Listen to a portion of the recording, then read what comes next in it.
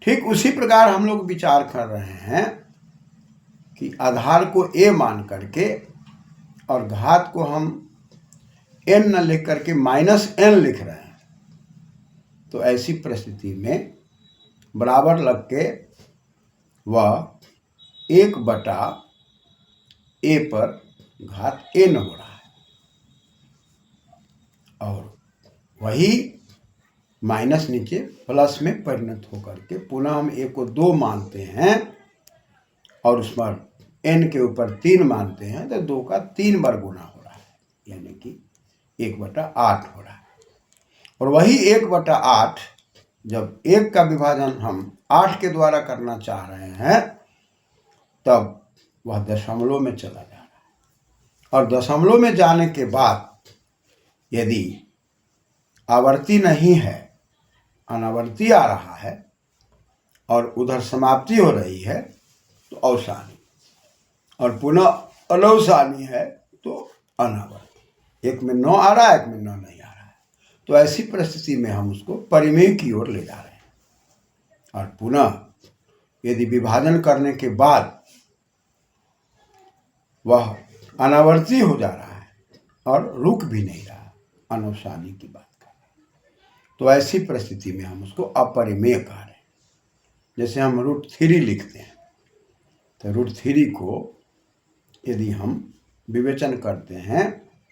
तो √3 का मतलब हो गया कि रूट हटा करके और 3 पर 1/2 कर रहे हैं, जो विभाजन की प्रक्रिया से अलग हो जा रहा है। तो ऐसी परिस्थिति में वो करने के अंतर्गत आ जा रहा है, और जब विभाजन की प्रक्रिया में है तब वो परिमेय के अंतर्गत आ जा रहा है। इस प्रकार की व्यवस्थाएं दिखाई पड़ रही है। धन्यवाद।